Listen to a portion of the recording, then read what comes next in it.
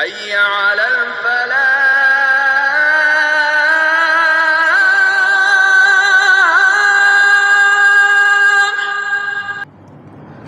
அன்பிற்கினிய சகோதரர்களே, இன்று தமிழகத்தை உலுக்கி கடந்த 2 நாட்களாக செய்தி தாள்களை நிரப்பிக் கொண்டிருக்கின்ற, ஊடகங்களை நிரப்பிக் கொண்டிருக்கின்ற செய்தியாக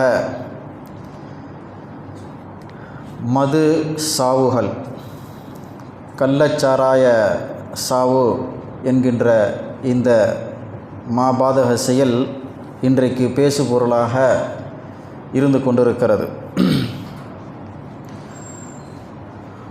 தலைவிரித்து ஆடுகின்ற போதைப் பொருள் பயன்பாடு மிகப்பெரிய ஒரு சவாலாக இருந்து கொண்டிருக்கிறது.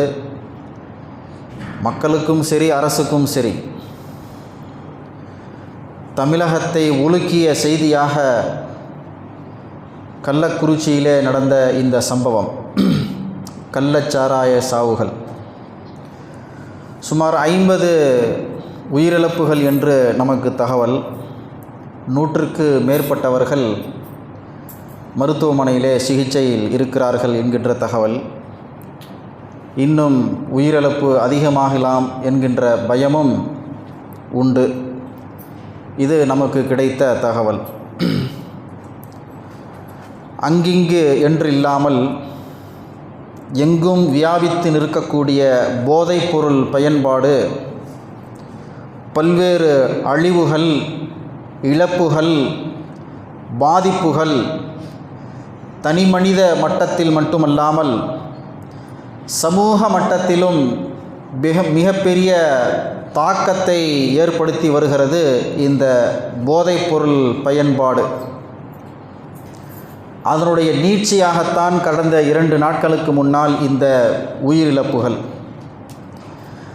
தனிமனித ஆளுமையை கட்டி எழுப்புவதற்கும் சிறந்த சமுதாயத்தை உருவாக்குவதற்கும் ஆரோக்கியமான தலைமுறையை வளர்த்து எடுப்பதற்கும் மிக பெரும் சவாலாக மாறியுள்ள இந்த போதைப்பொருள் பயன்பாடு உடனடியாக கட்டுப்படுத்தப்பட வேண்டும் என்கின்ற கோரிக்கையும் முழக்கங்களும் சமீப காலமாக கடந்த 2 நாட்களாக மக்களுக்கு மத்தியில் முன்னெடுக்கப்படக்கூடிய முழக்கமாக இருந்து கொண்டிருக்கிறது. போதைப் பொருள் பயன்பாடு கட்டுப்படுத்தப்பட வேண்டும். குறிப்பாக நம்முடைய இந்த தமிழகத்திலே சமீப காலமாக இந்த போதைப் பொருள் பயன்பாடு அதிகரித்து விட்டிருப்பதை நாம் கண்கூடாக பார்த்து கொண்டிருக்கிறோம். இந்த நிலைமை நீடித்தால், கட்டுப்படுத்தப்படவில்லை என்று சொன்னால், மனித நாகரிகத்திற்கு எதிரான மனித பண்பாடு அற்று ஒரு தலைமுறை, மனித பண்பாடே இல்லாத ஒரு தலைமுறை உருவாகுவதை யாரும் தடுக்க முடியாது. மட்டுமல்லாது போதைப் பொருள் பயன்பாடு மனித இனத்தை வக்கிர குணம் கொண்ட ஒரு வன்முறை சமூகமாக மாற்றிவிடும் என்று சொன்னால் அது மிகையான வார்த்தையே அல்ல. அப்படிப்பட்ட பழக்கம்தான் இந்த மது பழக்கமும் போதைப் பொருள் பயன்பாட்டு பழக்கமும் கலாச்சாரமும். மனித சமூகம் முழுவதையுமே ஒரு வன்முறை சமூகமாக, வக்கிர குணம் கொண்ட சமூகமாக கொஞ்சம் கொஞ்சமாக மாற்றிவிடக்கூடிய அம்சங்களாக இந்த போதைப் பொருள் பயன்பாடு இருந்து வருவதை நாம் பார்க்கிறோம். இன்று சமூக குற்றங்களில் போதைப் பொருள் பாவனை ஒரு பிரதானமான பங்கு வகிக்கிறது. ஒரு இடத்துல ஒரு குற்றம் நடந்துச்சு என்று சொன்னால் அங்கே முதலிலே விசாரிக்கப்படுவது என்ன? அந்த குற்றவாளி போதையில் இருந்தாரா, போதைப் பொருள் பயன்படுத்தி இருக்கிறாரா என்கின்ற கோணத்தில்தான் முதல் பார்வையே, முதல் விசாரணையே போதைப் பொருள் பயன்பாடு பற்றி தான் அங்கே விசாரணையே ஆரம்பமே ஆகிறது. அந்த அளவிற்கு இன்றைக்கு எல்லா குற்றங்களுக்கும் பிரதானமான காரணமாக பிரதான பங்கு வகிக்கக்கூடியதாக இந்த போதைப் பொருள் பயன்பாடு இன்றைக்கு சமூகத்தில் பெருகிவிட்டிருக்கிறது. கொத்து கொத்தாக ஏற்படும் உயிரிழப்புகளுக்கு இந்த போதை பழக்கம் தலைமை தாங்கி கொண்டிருக்கிறது என்று சொன்னால் நிச்சயமாக அது மிகையான வார்த்தை அல்ல. கொத்து கொத்தான சாவு, 40க்கும் மேற்பட்ட உயிரிழப்புகள் ஒரே நாளிலே மடிந்திருக்கின்றன. இதற்கு என்ன காரணம்? சமூகத்தில் இன்னொரென்ன பல பஞ்சமா பாதங்கள் பாதக செயல்கள் தலைவிரித்தாடுவதற்கும் இப்போதைப் பொருள் பயன்பாடே பெரிதும் பங்காற்றுகிறது என்பதுதான் ஒரு வேதனையான செய்தி. போதைப் பொருள் பயன்பாட்டால் தனிமனித ரீதியாகவும் சமூக ரீதியாகவும் ஏற்படுகின்ற தாக்கங்கள் உலகை அழிவின் விளிம்பிற்கு அழைத்து சென்று கொண்டிருக்கின்றன என்பதை இன்றைக்கு நாம் ஒவ்வொருவரும் கண்கூடாக பார்த்து கொண்டிருக்கிறோம். இதனால் ஆரோக்கியமான சமூக கட்டமைப்பு சிதைந்து உயிர்பற்ற, அதாவது உயிரில்லாத ஒரு சமூகத்தை இந்த போதை கலாச்சாரம் தோற்றுவித்து கொண்டிருக்கிறது. ஆரோக்கியம் இல்லை அப்படின்னு சொன்னால் அதற்கு முக்கியமான காரணம் அவரிடத்தில் இருக்கக்கூடிய இந்த போதைப் பொருள் பயன்பாடு தான். ஒன்று குடிக்கக்கூடிய பொருள் யூஸ் பண்ணுவார், அல்லது புகைக்கும் பொருள் யூஸ் பண்ணுவார், அல்லது மென்று சுவைக்கும் பொருள் யூஸ் பண்ணுறார். இப்படி பல்வேறு வகையான போதைப் பொருள் பயன்பாடு இன்றைக்கு ஒரு மனிதனுடைய ஆரோக்கியத்தை சிதைக்கும் தலையாய அம்சமாக விஷயமாக இன்றைக்கு இருந்து கொண்டிருக்கிறது. இந்த வேளையில் அழிவிலிருந்து சமூகத்தை பாதுகாக்க ஏனைய சித்தாந்தங்களும் வழிமுறைகளும் தோல்வியை தழுவி நிற்கிறது.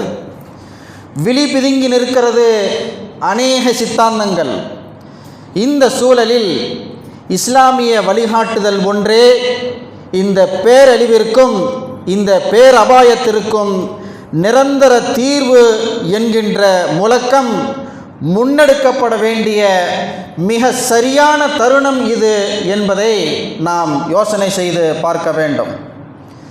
எத்தனையோ சித்தாந்தங்கள், எத்தனையோ கருத்துகள் இன்றைக்கு தோல்வியைத்தான் தழுவி நிற்கின்றன.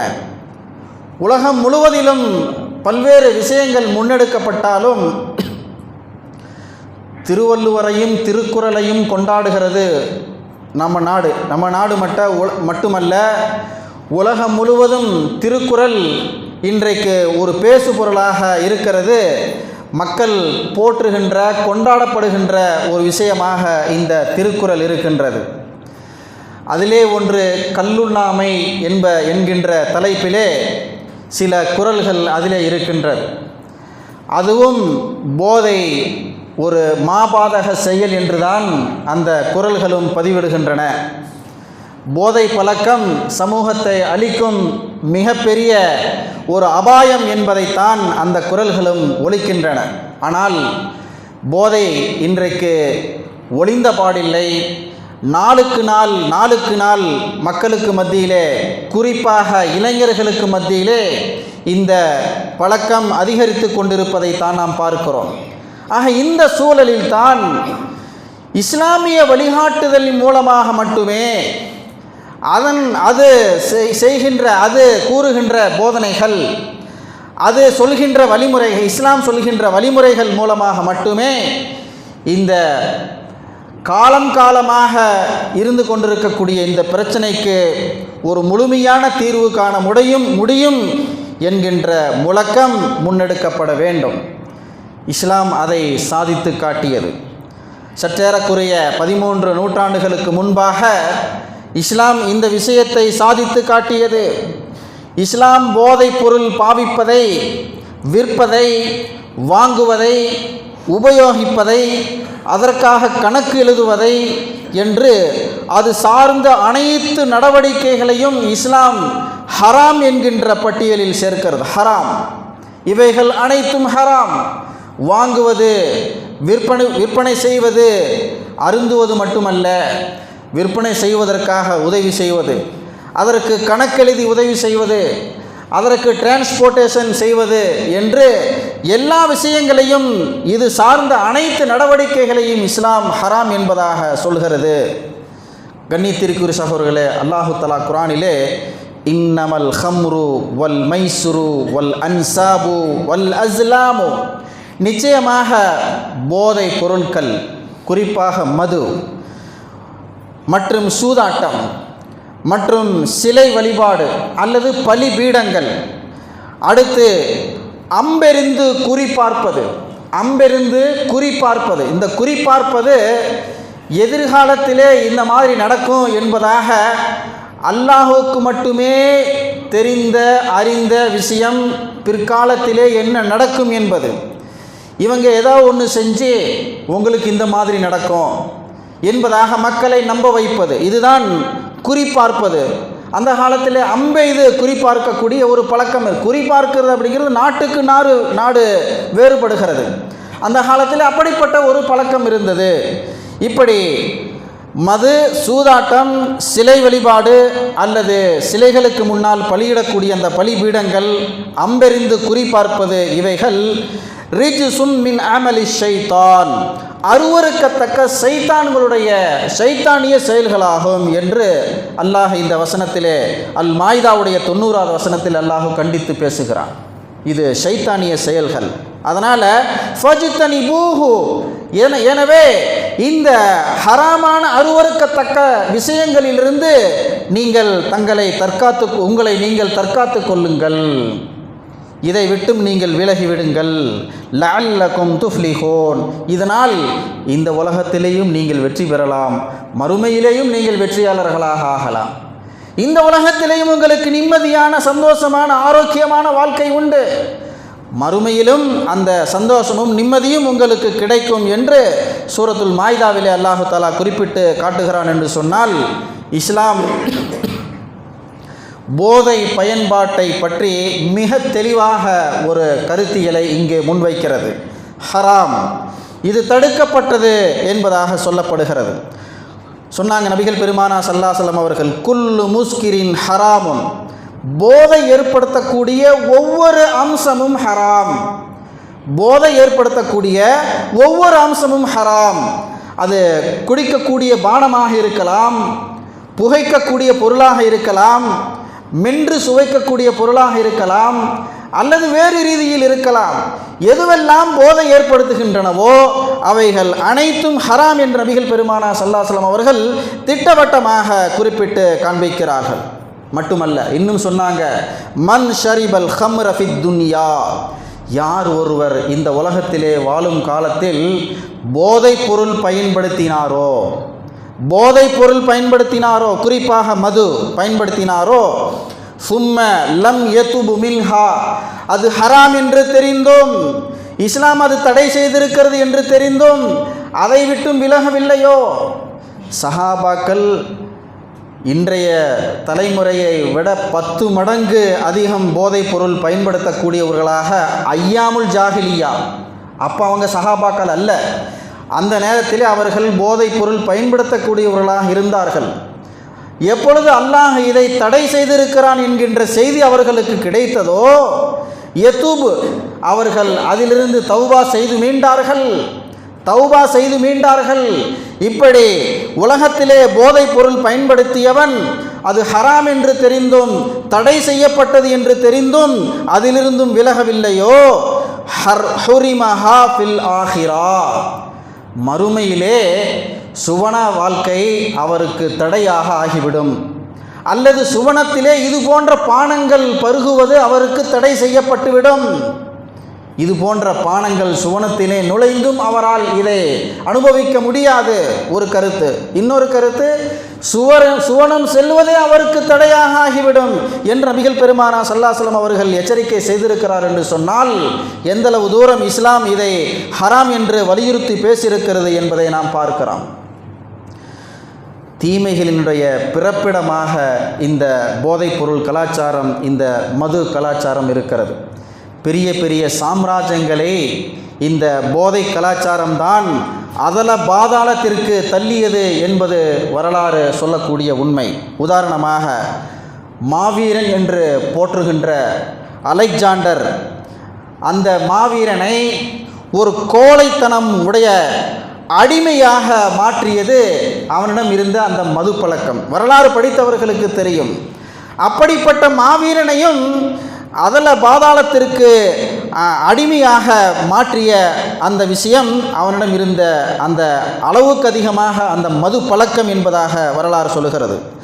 அதீத மது பழக்கம்தான் ரோமானிய சாம்ராஜ்யத்தை அழித்தது என்பது வரலாறு.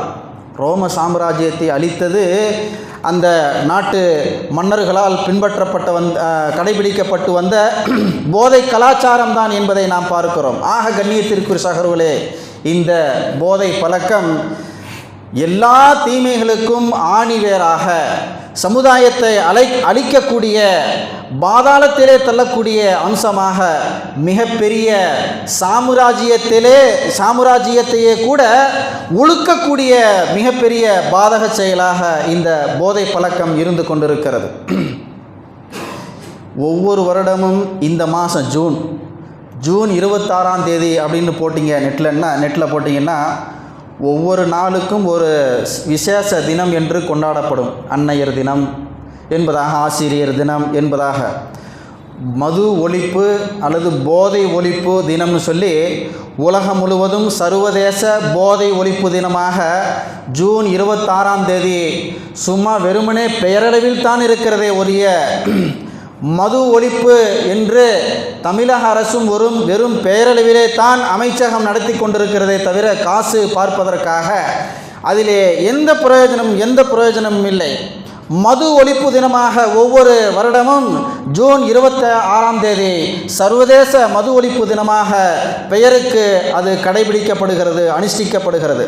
கண்ணியத்திற்குரிய சகோதரர்களே, இஸ்லாத்தை பொறுத்தவரை மது போதை வஸ்துக்கள் ஹராம் என்று சொல்கின்ற பொழுது புற சீர்திருத்தத்தை விட மனமாற்றத்தை மையப்படுத்தி தான் இஸ்லாம் அந்த மது கலாச்சாரத்தை, போதை கலாச்சாரத்தை ஒழித்தது என்பதாக நாம் பார்க்கிறோம். புற காரணங்களை, மது அருந்தினால், போதை பழக்கம் பயன்படுத்தினால், அதற்கு அடிமையானால் இந்த தண்டனை, இந்த மாதிரியாக விசாரணை என்றெல்லாம் சொல்வதை விட மனமாற்றத்தை மையப்படுத்தி எப்பொழுது நடவடிக்கைகள் முன்னெடுக்கப்படுகின்றனோ, முடுக்கிவிடப்படுகின்றனவோ அந்த சமூகத்திலே போதை ஒழிப்பு, மது ஒழிப்பு சாத்தியமாக ஆகிறது. அப்படி சாத்தியப்படுத்தி காட்டியது சற்று 13-14 நூற்றாண்டுகளுக்கு முன்னால் இஸ்லாம் அதை சாத்தியப்படுத்தி காட்டியது. நபிகள் பெருமானா ஸல்லல்லாஹு அலைஹி வஸல்லம் அவர்கள் நபித்துவம் கிடைத்த ஆரம்பத்திலே, நபியாக பொறுப்பேற்ற ஆரம்பத்திலேயே மாத்திரத்திலேயே எடுப்பிலேயே மக்களிடம் இருந்த அந்த குற்றங்கள், சமூக குற்றங்களாக பார்க்கப்பட்ட பல்வேறு குற்ற விஷயங்களை நபிகள் பெருமானா ஸல்லல்லாஹு அலைஹி வஸல்லம் அவர்கள் அவ்வளவாக பெரிதாக அலட்டிக்கொள்ளவில்லை. அல்லாஹ்வுடைய கட்டளைக்காக காத்திருந்தார்கள். பாருங்க, யஸ்அலூனக அனில் ஹம்ரி வல் மைசிர், அல்லாஹ் தஆலா குர்ஆனில் குறிப்பிடுகிறான், நபியே உங்களிடத்திலே மதுவை பற்றியும் சூதாட்டத்தை பற்றியும் அவர்கள் கேட்கிறார்கள். அப்போது சஹாபாக்கள் எந்த அளவிற்கு நபிகளார் பெருமானா ஸல்லல்லாஹு அலைஹி வஸல்லம் அவருடைய போதனைகளால், மறுமை சிந்தனையால் அவர்கள் எந்த அளவிற்கு வார்த்தெடுக்கப்பட்டார்கள். போதைப் பொருள் பற்றி இஸ்லாம் என்ன சொல்ல வருகிறது, சூதாட்டத்தை பற்றி குர்ஆனும் ஹதீஸும் என்ன சொல்கிறது, இது குறித்து இஸ்லாமுடைய பார்வை என்ன என்கின்ற தேட்டத்தை, ஆர்வத்தை சஹாபாக்களுக்கு மத்தியிலே ஏற்படுத்தியது. உடனே நபிகள் நாயகம் ஸல்லல்லாஹு அலைஹி வஸல்லம் அவங்கள்ட்ட வர்றாங்க சஹாபாக்கள், யா ரசூலல்லாஹ், போதைப் பொருள் குறிப்பாக மது பற்றி இஸ்லாமிய கண்ணோட்டம் என்ன, சூதாட்டம் பற்றி இஸ்லாமிய கண்ணோட்டம் என்ன? ஏன்னா நீங்கள் எங்களுக்கு பல்வேறு விஷயங்களை நீங்கள் எங்களுக்கு கற்றுத்தருகிறீர்கள், சொல்லித்தருகிறீர்கள். இந்த போதைப்பொருள் பயன்பாடு பற்றி எங்களுக்கு ரொம்ப நாளாக ஒரு டவுட் இருக்குது. சூதாட்ட விஷயம் பற்றியும் எங்களுக்கு ஒரு டவுட் இருக்கு, அதனால இது குறித்து இஸ்லாத்தினுடைய நிலைப்பாடு என்ன, அல்லாஹ்வுடைய கட்டளை என்ன, உங்களுடைய வழிகாட்டல் என்ன என்று சஹாபாக்கள் அவர்களாக முன் வருகிறார்கள், கேட்கிறார்கள். அதாவது அல்லாஹ் தஆலா யஸ்அலூனக, நபியே உம்மிடத்தில் அவர்கள் வினவுகிறார்கள், அனில் ஹம்ரி வல் மைசிரி, மதுவை பற்றியும் சூதாட்டத்தை பற்றியும் நபியே உம்மிடத்திலே அவர்கள் வினவுகிறார்கள். அப்போ நீங்கள் பதில் சொல்லுங்க. அப்போ பக்குவப்பட்டு விட்டார்கள் என்று அர்த்தம். நபிகள் பெருமானார் ஸல்லல்லாஹு அலைஹி வஸல்லம் அவர்கள் சஹாபாக்களுடைய மனங்களை பக்குவப்படுத்தக்கூடிய விஷயங்களில் தான் ஆரம்பத்திலே அவர்களுடைய முழு ஃபோக்கஸ் இருந்தது. அவர்களுடைய மன சீர்திருத்தம் தான் அவர்களுடைய முதன்மை பணியாக, நபிகள் பெருமானார் ஸல்லல்லாஹு அலைஹி வஸல்லம் அவருடைய முதன்மை பணியாக இருந்தது. மன சீர்திருத்தத்தை கொண்டு வந்துவிட்டால் புற சீர்திருத்தம் தானாக வந்துவிடும். அக சீர்திருத்தம் ஏற்பட்டு விட்டால் சமுதாயத்திலே புற சீர்திருத்தம் தானாக ஏற்பட்டுவிடும் என்பதைத்தான் நபிகள் பெருமானார் ஸல்லல்லாஹு அலைஹி வஸல்லம் அவருடைய அணைப்பு பணி நமக்கு கற்றுத்தரக்கூடிய ஒரு பேர் உண்மை என்பதை நாம் பார்க்கிறோம். கண்ணியத்திற்கு சகோதரர்களே, இப்படியாக சஹாபாக்கள் கொஞ்சம் கொஞ்சமாக மன சீர்திருத்தம் அடைந்தார்கள். எந்த அளவிற்கு? மறுமையிலே நாம் இறைவனுக்கு முன்னால் நிப்பாட்டப்படுவோம், இறைவனுக்கு முன்னால் நிறுத்தப்படுவோம். இறைவன் நம்மிடத்திலே மறுமையிலே விசாரிக்கக்கூடியவனாக இருக்கின்றான். உலகத்திலே நாம் செய்த அனைத்து செயல்கள் குறித்தும் ஒவ்வொன்றுக்கும் மறுமையிலே நாம் பதில் சொல்ல கடமைப்பட்டிருக்கின்றோம் என்கின்ற மறுமை சிந்தனையை 100க்கு 100 சஹாபாக்களுடைய உள்ளத்தில் நபிகள் பெருமானார் ஸல்லல்லாஹு அலைஹி வஸல்லம் அவர்கள் கொஞ்சம் கொஞ்சமாக கிட்டத்தட்ட மக்காவுடைய 13 ஆண்டு அழைப்பு பணி எதை மையப்படுத்தி இருந்தது? மனிதர்களுடைய மனதை பக்குவப்படுத்தும் விதமாகத்தான், அதை மையப்படுத்தி தான் நபிகள் பெருமானார் ஸல்லல்லாஹு அலைஹி வஸல்லம் அவருடைய அநேக நற்போதனைகள் அமைந்திருந்தது என்பதாக நாம் பார்க்கிறோம். பெரும்பாலான குற்ற தடுப்பு நடவடிக்கைகள் எல்லாம் மதீனாவிற்கு ஹிஜ்ரத் செய்து சென்ற பிறகுதான் ஆரம்பித்தது, ஒன்றிரண்டை தவிர. ஆக தொழுகையினுடைய கடமையாகட்டும், ஜக்காத்துடைய கடமையாகட்டும், குற்ற தடுப்பு நடவடிக்கைகளுடைய கட்டளைகளாகட்டும், பெரும்பாலும் நபிகள் பெருமானார் ஸல்லல்லாஹு அலைஹி வஸல்லம் அவர்கள் மக்காவிலிருந்து மதீனாவிற்கு ஹிஜ்ரத் செய்து சென்ற பிறகுதான் அல்லாஹ்வுடைய புறத்திலிருந்து கட்டளையாக சஹாபாக்களுக்கு சொல்லப்பட்டது, இறக்கப்பட்டது என்பதாக நாம் பார்க்கிறோம். ஆக கண்ணியத்திற்கு சகோதரர்களே, இஸ்லாம் ஒரு விஷயத்தை, ஒரு குற்றத்தை, ஒரு தீமையை சமூகத்திலிருந்து அகற்றப்பட வேண்டும், விலக வேண்டும் என்று சொன்னால் வெறுமனே வாய்ச்சொல் மூலியமாக அது சாத்தியமில்லை. மனித மனங்களை மாற்றுவதன் மூலமாக ஒரு விஷயத்தை அந்த சமூகத்திலிருந்து நீக்கிவிட முடியும், தடுத்துவிட முடியும் என்பதாக இஸ்லாம் நம்புகிறது. வலா துல்கு பி ஐதீக்கும் இல தஹ்லுகா, மதுவை குறித்து நீங்கள் உங்களுடைய கரங்களாலேயே உங்களுடைய உயிர்களை நீங்கள் மாய்த்து கொள்ளாதீர்கள், தற்கொலை செய்து கொள்ளாதீர்கள்.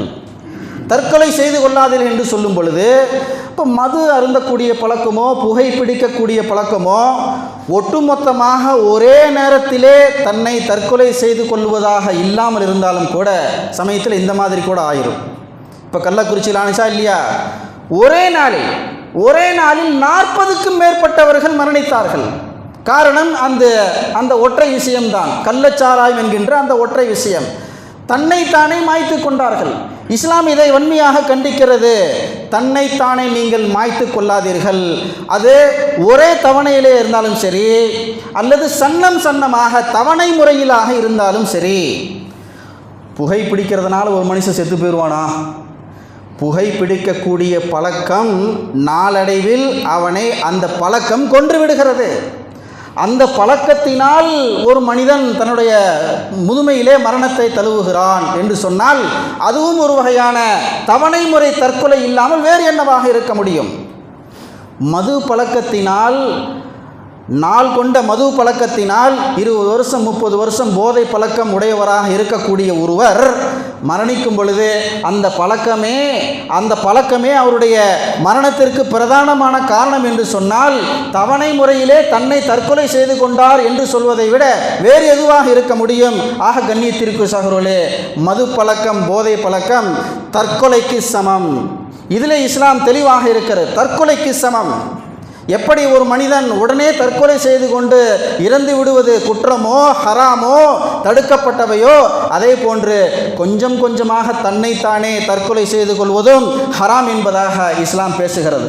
ஆக கண்ணியத்திற்கு சகோதரர்களே, இன்றைக்கு தலைவிரித்து ஆடக்கூடிய எந்த சமூக குற்றங்களாக இருந்தாலும் அதற்கு ஒரே தீர்வு இஸ்லாம் வழங்கக்கூடிய சொல்லித்தரக்கூடிய வழிமுறைகளை நெறிமுறைகளை பின்பற்றினாலே தவிர வேறு வழி இல்லை. அதற்கு நிதர்சனமாக நாம் கண்கூடாக பார்த்து கொண்டிருக்கிறோம். உலகம் முழுவதும் இருக்கக்கூடிய எத்தனையோ சித்தாந்தங்கள், எத்தனையோ கொள்கைகள் குறிப்பாக இந்த போதை பழக்கம் விஷயத்திலே மிகப்பெரிய படுதோல்வியை சந்தித்து கொண்டிருக்கின்றன. ஆக கண்ணியத்திற்கு சகோதரிகளே, இந்த தருணத்திலே இஸ்லாமிய வழிகாட்டல் மது ஒழிப்பு குறித்தும் போதை ஒழிப்பு குறித்தும் சமூகத்தை எப்படி பாதுகாக்க வேண்டும், சமூகம் எப்படி பாதுகாக்கப்பட வேண்டும், ஒரு ஆரோக்கியமான சமூகம் படைக்க வேண்டும் என்று சொன்னால் இஸ்லாமிய வழிகாட்டல் என்ன, குறிப்பாக மது ஒழிப்பு சம்பந்தமாக இஸ்லாம் சொல்லக்கூடிய வழிகாட்டல் என்ன என்பதை நாமும் உணர வேண்டும். சமூகத்திற்கு மத்தியிலே, மக்களுக்கு மத்தியிலே இந்த விஷயங்களை நாம் கொண்டு செல்ல வேண்டும். அப்படிப்பட்ட பொறுப்பும் கடமையும் எப்பொழுதும் இல்லாமல் இப்பொழுது நம் மீது அதிகமாக இருந்து கொண்டிருப்பதை நாம் உணர வேண்டும். ஆக அந்த கடமையை உணர்ந்து செயலாற்றக்கூடியவர்களாக, ஆரோக்கியமான சமூகம் படைக்கக்கூடிய நல்லடியார்களாக, அதற்காக வேண்டி சிந்திக்கக்கூடிய பாடுபடக்கூடிய உத்தமர்களாக இந்த வாழ்க்கையிலே, இந்த உலகத்திலேயும் மறு உலகத்திலேயும் மிகச்சிறந்த அழைப்பாளன் என்கின்ற அந்த அந்தஸ்தோடு அல்லாஹுவை சென்று சந்திக்கக்கூடிய நல்ல தௌஃபீக் அல்லாஹு தஆலா நம் அனைவருக்கும் வழங்கி அருள் புரிவானாக. வ ஆகிரு தாவானா அல்ஹம்துலில்லாஹி ரப்பில் ஆலமீன்.